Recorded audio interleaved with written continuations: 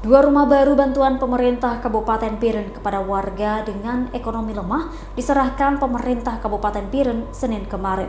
Keseluruhan ada 30 unit rumah yang dibangun pada tahun 2024 untuk diberikan kepada warga. Rumah ini merupakan rumah pertama yang diserahkan PJ Bupati Biren dari total 30 unit rumah yang dibangun pada tahun 2024. Kontrak kerja 90 hari kalender namun dapat diselesaikan dalam 45 hari kerja.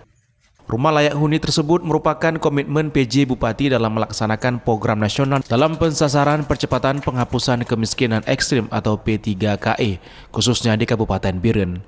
Bantuan rumah ini merupakan salah satu upaya pemerintah untuk lebih mensejahterakan warga khususnya yang berekonomi lemah serta memiliki rumah yang tidak layak ditempati.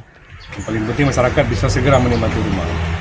Luar biasa 45 hari luar biasa dan merupakan salah satu yang terbaik saya pikir. Insyaallah Baitul Mal dalam waktu dekat akan membantu dan segera turun rumah 100 buah yang akan dibangun oleh Baitul Mal.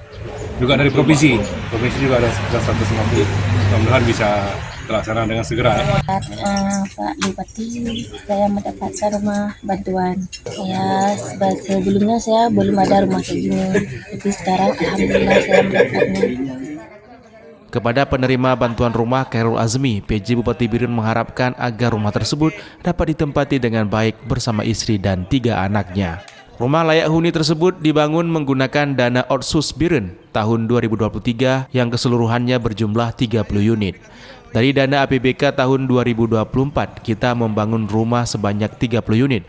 Per unit kita alokasi 98 juta untuk membangun rumah dikerjakan oleh pihak ketiga dengan sistem e-katalog dengan masa kontrak 120 hari.